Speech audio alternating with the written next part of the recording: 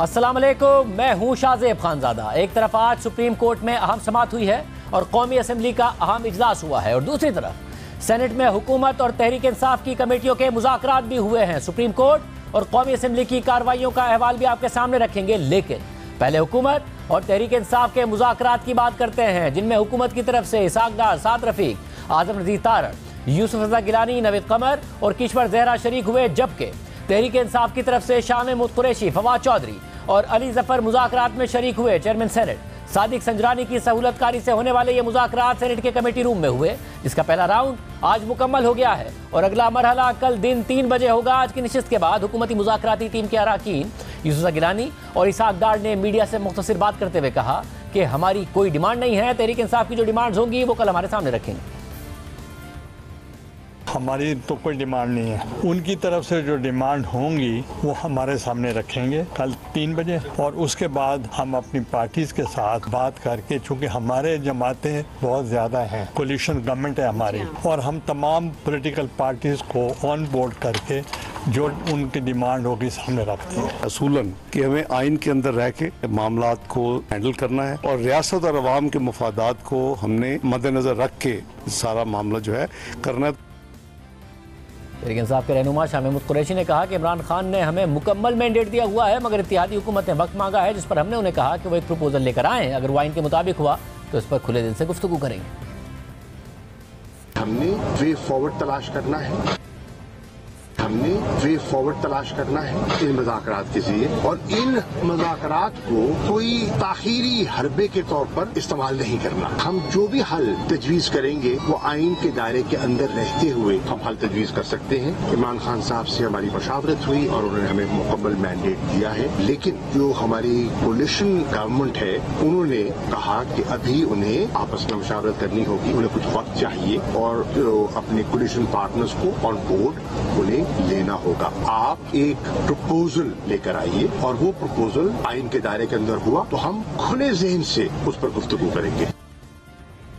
हुकूमत और तहरीक इंसाफ के दरमियान मुज़ाकरात की अंदरूनी कहानी भी सामने आई है। जियो न्यूज़ के नुमाइंदे अयाज अकबर यूसुफजई के मुताबिक तहरीक इंसाफ की जानिब से 3 शराइत हुकूमत के सामने रखी गई। एक शर्त यह थी कि रवां साल मई में कौमी असम्बली और दोनों सूबाई असम्बलियां तहलील की जाएं और जुलाई में मुल्क भर में इंतखाबात कराए जाएं। दूसरी शर्त यह थी कि 14 मई के अलावा एक साथ इंतखाबात के लिए आइन में तरमीम की जाए। तीसरी शर्त यह थी कि आईनी तरमीम के लिए तहरीक इंसाफ के इस्तीफे वापस लेने होंगे।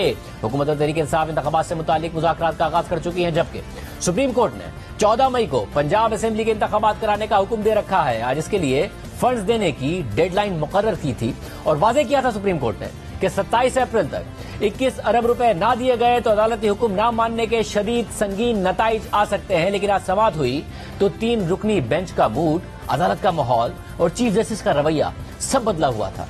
ना तो 27 अप्रैल की डेडलाइन पर कोई बात हुई, ना ही शदीद संगीन नताइज का कोई जिक्र हुआ, ना ही मुज़ाकरात के लिए कोई डेडलाइन या टाइमलाइन दी गई, बल्कि केस की समाअत ही गैर मुय्यना मुद्दत तक मुलतवी कर दी गई है। 3 रुकनी बेंच ने अपने पिछले हुक्मनामे में वजीर आजम को कौमी असम्बली का एतमाद हासिल होने पर सवाल उठाया था और आज पार्लियामेंट ने वजीर आजम शहबाज शरीफ को एतमाद का वोट देकर अदलिया को जवाब दिया है। 11 अप्रैल 2022 को कौमी असम्बली ने शहबाज शरीफ को 174 वोट देकर वजीर आजम मुंतखब किया था और आज इसी ऐवान ने 180 अरकान के साथ वजीर आजम शहबाज शरीफ पर एतमाद का इजहार कर दिया। बिलावल भुट्टो ने शहबाज शरीफ पर इजहार एतमाद की करारदाद पेश की, जो भारी अक्सरियत से मंजूर हो गई। एतमाद का वोट लेने के बाद वजीर आजम शहबाज शरीफ ने कहा कि आज हाउस ने अपना फैसला दे दिया है और यह फैसला इस 3 रुकनी बेंच के लिए है।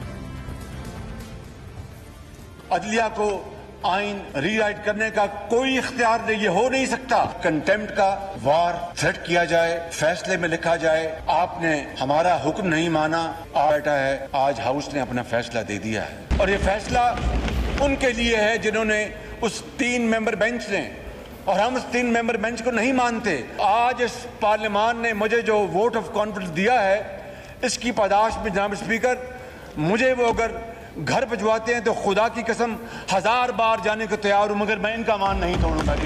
कल फैसला किया कि सेनेट में जो हाउस ऑफ फेडरेशन होता है वहां पर हम बातचीत के लिए अपने नुमाइंदे भेजेंगे, लेकिन जनाब स्पीकर बातचीत का एजेंडा क्या होगा ये असल बात। पूरे पाकिस्तान में एक दिन इलेक्शन होगा। सुप्रीम कोर्ट के 3 रुकनी बेंच ने अपने 19 अप्रैल के हुक्मनामे में लिखा था कि जहां तक वफाकी हुकूमत का फंड्स के मामले को कौमी असेंबली भिजवाने का फैसला और कौमी असेंबली की तरफ से उसे मुस्तरद करने का मामला है, तो पार्लिमानी निज़ाम जमहूरियत का यह आईनी तकाजा है कि हुकूमत वक्त के पास हर वक्त कौमी असेंबली में अक्सरियत का एतमाद होना चाहिए। और इसका मतलब यह भी है कि वज़ीर आज़म के पास भी अरकान असेंबली की अक्सरियत का एतमाद होना चाहिए और हुकूमत को कौमी असेंबली में तमाम माली इक़दामात से मुताल्लिक मंजूरी लेने के काबिल होना चाहिए। जब इस मामले को इस पहलू से देखा गया तो फंड्स की मंजूरी की दरख्वास्त को मुस्तरद करने के संगीन आईनी नताइज होंगे। एक इम्कान यह है कि हुकूमत और वज़ीर आज़म कौमी असेंबली के अक्सरियत या अरकान का एतमाद खो चुके हैं। अगर यह इम्कान सही पोजीशन की अक्कासी करता है तो उसके सख्त आईनी नताइज होंगे। उसी दिन यानी 19 अप्रैल की समाअत में चीफ जस्टिस उमर अता बंदियाल ने रिमार्क दिए थे कि अगर इंतखाबात के लिए फंड्स फराहम ना किए गए तो शदीद संगीन नताइज आ सकते हैं। जस्टिस मुनीब अख्तर ने अटॉर्नी जनरल से सवाल किया था कि क्या कभी सप्लीमेंट्री ग्रांट की मंजूरी लेने में हुकूमत को शिकस्त हुई। पार्लियामेंट के वज़ीर आज़म पर अदम एतमाद के भी नताइज होते हैं। वज़ीर आज़म को इंतखाबात के लिए फंड्स की मंजूरी के लिए पार्लियामेंट की अक्सरियत को एतमाद में लेना था। वज़ीर आज़म मुल्क के चीफ एग्जीक्यूटिव हैं। वज़ीर आज़म के पास असेंबली में अक्सरियत होना लाजमी है। अटॉर्नी जनरल साहिब समझने की कोशिश करें, मामला बहुत संजीदा है। और इस पर आज वज़ीर आज़म शहबाज शरीफ ने कहा कि आज हाउस ने अपना फैसला दे दिया है और यह फैसला इस 3 रुकनी बेंच के लिए है। जबकि गुज़िश्ता रोज़ कौमी असेंबली में खिताब करते हुए बिलावल भुट्टो ज़रदारी ने कहा था कि किसी भी जज को इस राय के साथ खेलने की इजाज़त नहीं है कि आपकी अक्सरियत है या नहीं है। अदम एतमाद अगर किसी के खिलाफ हुआ है तो 3 अफराद के खिलाफ हुआ है। कोई भी जज अपना बेंच पे, अपना किसी सीक्रेट फोन कॉल पे नहीं, अपना बेंच पे बैठ के अपना ऑर्डर में इस ओपिनियन के साथ खेलने का भी इजाजत नहीं है कि आपका मेजॉरिटी है या नहीं। जनाब स्पीकर, जब इस हाउस ने वो रेजोल्यूशन है या नहीं, जनाब स्पीकर, जब इस हाउस ने वो रेजोल्यूशन पास किया, हर अपॉर्चुनिटी पे अपना राय का इजहार किया। हम अपना वजीर आजम पे एतमाद का इजहार कर रहे थे। चाहे वो हमारा रेजोल्यूशन हो या वो किसी मनी बिल का रिजेक्शन हो, हम 4-3 का अक्सरियती फैसला के साथ इज़हार यकजहती कर रहे हैं। अदम एतमाद अगर किसी के खिलाफ हुआ है तो 3 साहब के खिलाफ अदम एतमाद का इज़हार किया गया है।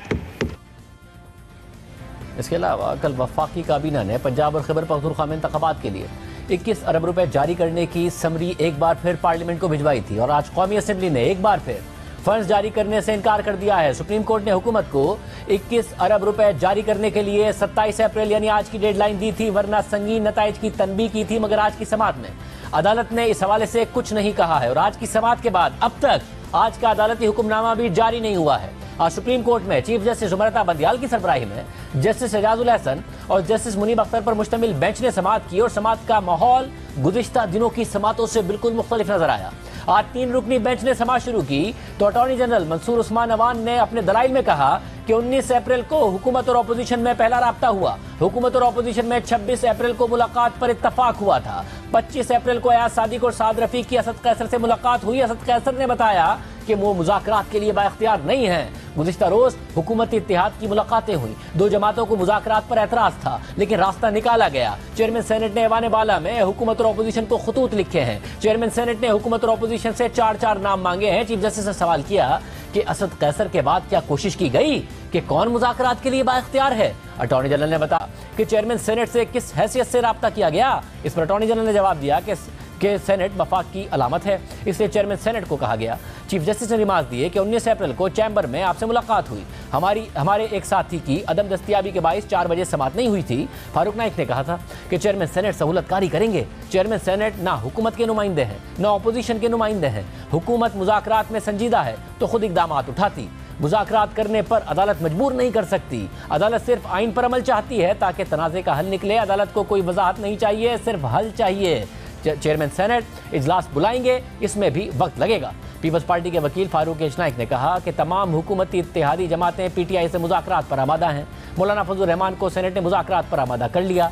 सेनेट वाहिद इदारा है जहां तमाम जमातों की नुमाइंदगी मौजूद है। चेयरमैन सेनेट का किरदार सिर्फ सहूलत फराहम करना है। मुज़ाकरात सियासी जमातों और कमेटियों को ही करने हैं। सियासी इशू है, इसलिए सियासी कायदीन को ही मसला हल करने दिया जाए। सियासत का मुस्तकबिल सियासतदानों को ही तय करने दिया जाए। तो चीफ जस्टिस ने रिमार्क दिए कि हुकूमत ने नेक नियति दिखाने के लिए क्या इकदाम किए हैं। लगता है हुकूमत सिर्फ पास खेल रही है, कोई टाइमलाइन नहीं दे रहे। फारूक नाइक को भी मुज़ाकरात में रखा जाए ताकि मामला ठंडा रहे। हम ना कोई हिदायत जारी कर रहे हैं, ना कोई टाइमलाइन दे रहे हैं। अदालत मुनासिब हुक्मनामा जारी करेगी। बराए मेहरबानी आइन के लिए एक दूसरे के साथ बैठें। इसके बाद केस की समाअत गैर मुय्यना मुद्दत तक के लिए मुलतवी कर दी गई और अभी तक आज का हुक्मनामा भी नहीं आया है। सुप्रीम कोर्ट में आज समाअत के दौरान चीफ जस्टिस उमर अता बदियाल के सिवा दीगर 2 जजेस जस्टिस एजाजुल अहसन और जस्टिस मुनीब अख्तर बिल्कुल खामोश रहे। तहरीक इंसाफ के रहनुमा शाह महमूद कुरैशी ने चीफ जस्टिस को पार्लियामेंट की कार्रवाई से मुतालिक आगाह करने की कोशिश की, लेकिन चीफ जस्टिस ने कहा कि सियासी बातें छोड़ें। शाह महमूद कुरैशी ने कहा कि मैं हुकूमत से मुज़ाकरात पर अपना प्रपोजल किसी से शेयर नहीं करूंगा,